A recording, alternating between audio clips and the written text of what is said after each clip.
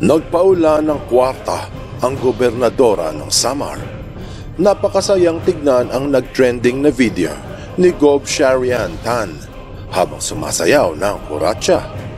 Naganap ang pagdiriwang habang binabaha ang Samar. Umaapaw ang mga ilog at inaanod ang mga bahay. Maraming netizens ang nanggigil dahil sa gitna ng mga pagnanakaw sa pondo ng flood control projects, nakuha pang magpa-viral ng kanilang marangyang buhay. Siguradong magugulat ka sa malalaman mo na hindi palaging masaya ang dinastiyang Tan. Dahil sa likod nito ay may nakatagong lihim ang buong pamilya. Sikreto na sinimulan ng inang si Milagrosa. Mayroong mga naniniwala at marami din namang naghihinala. Ang tanong, totoo ba?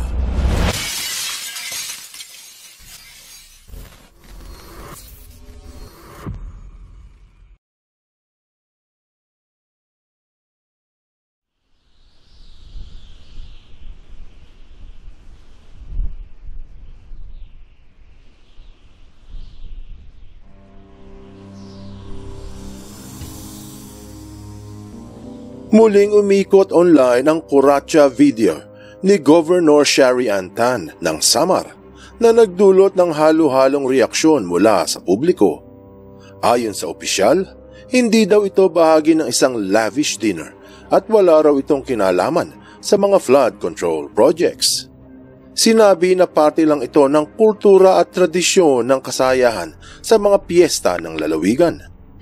Pero marami ang nabastusan at nainsulto, lalo na't ginanap ito sa isang probinsyang matagal nang nakararanas ng baha, kahirapan at ilang beses nang idineklarang state of calamity. May mga nagsalita na parang kulang sa empathy o pakiramdam ang gobernadora, walang pakikiramay o marahil ay walang pakialam sa paghihirap ng mga taga-Samar. Sa pangalawang video na kumalat, makikitang nagsasayaw muli ng kuratsa ang gobernadora at si Calbayog City Mayor Monmon Uy. Ginawa ito sa isang event na tinatawag na Governor's Night o gabi ng pagpaparangal kay Shari para sa mga nailunsad nitong proyekto sa lalawigan.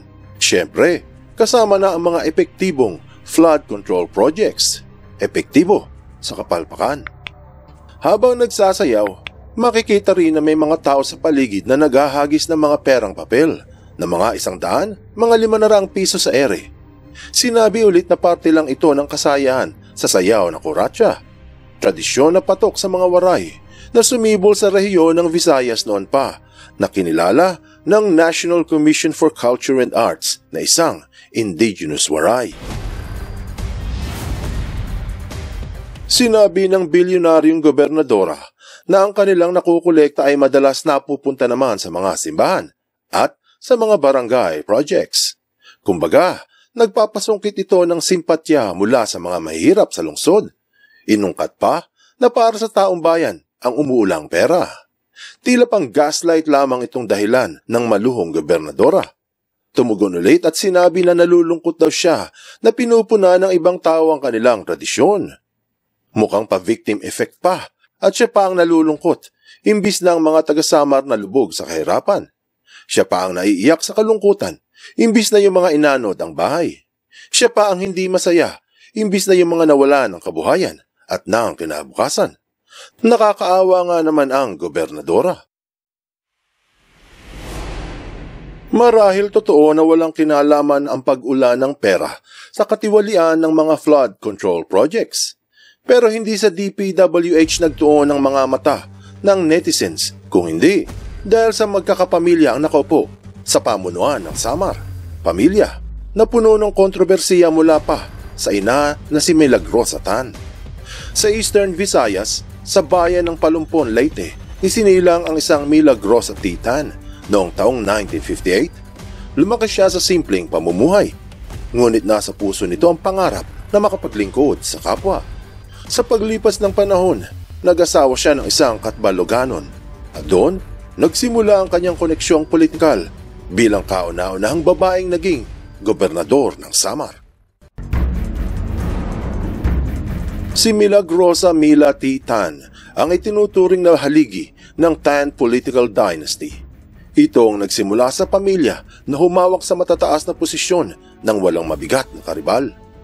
Nagsimula siya bilang board member ng 2nd District mula 1998 hanggang 2001. Pagkatapos noon, naging gobernador ng Samar mula taong 2001 hanggang 2010. Matapos lang ang ilang taon, bumalik siya bilang gobernador noong 2019. Pero pumanaw sa gitna ng panunungkulan noong Nobyembre 2019 din.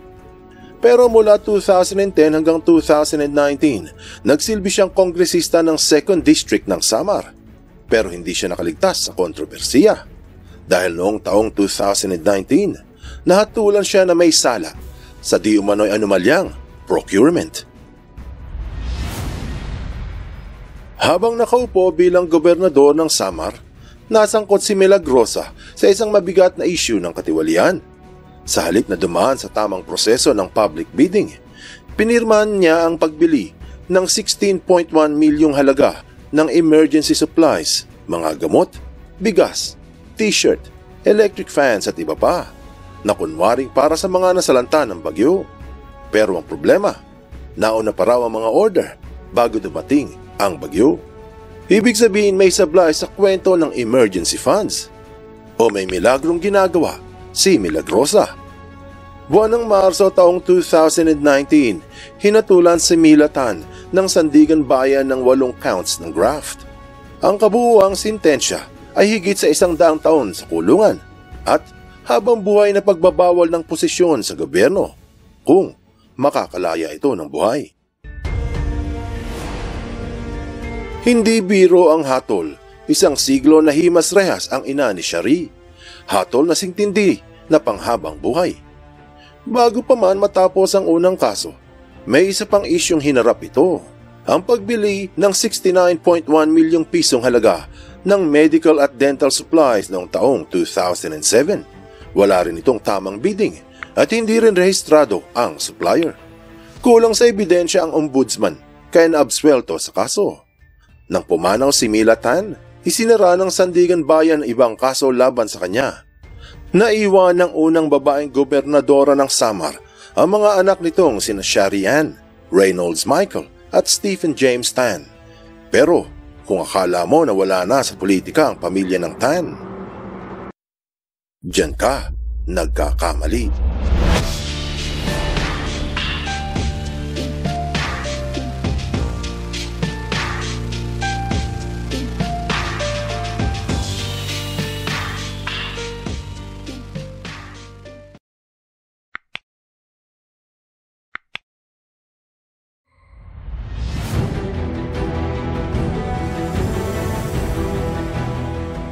Nagpatuloy ang pananamasa sa kapangyarihan ng pamilya at nakontrol ang buong lalawigan.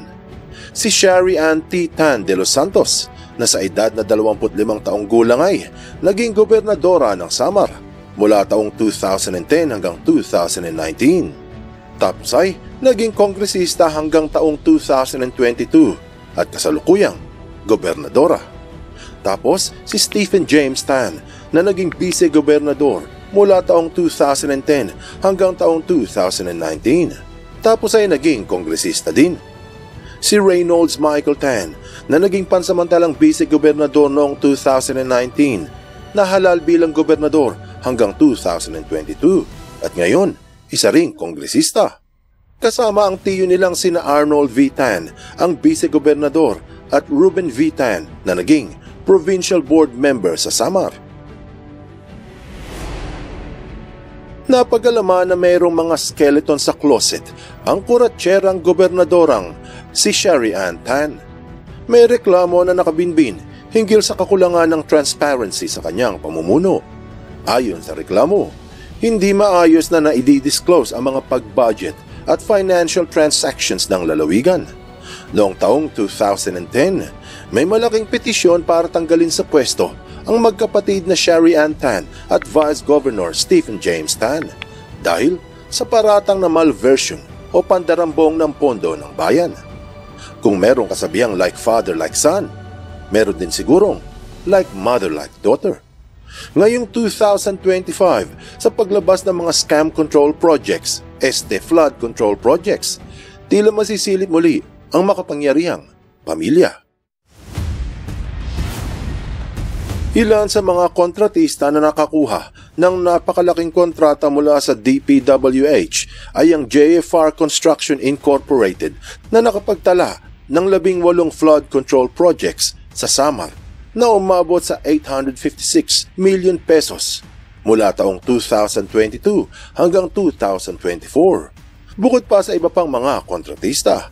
Base sa sumbong sa Pangulo website, sangkaterbang proyekto pang flood control ang meron sa Samar, katulad ng mga kontrata ng CDU at JCL Construction.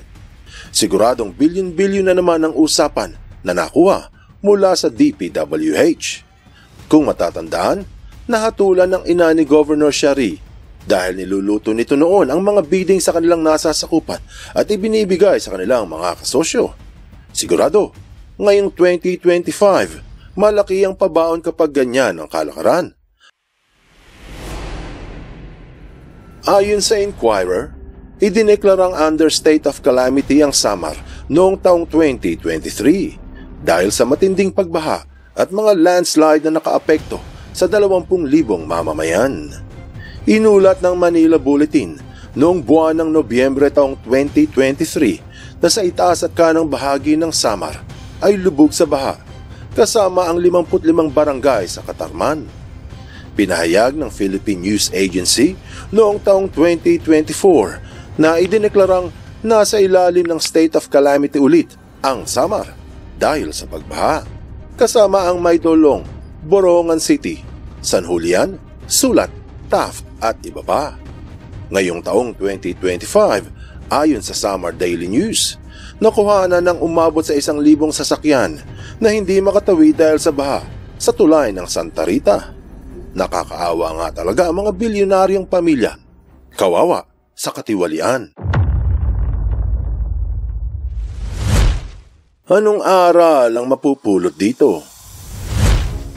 Sumasayaw sa ligaya ng umuulang pera ang gobernadora habang umaapaw ang mga ilog at inaanod ang bahay ng mga taga-Samar.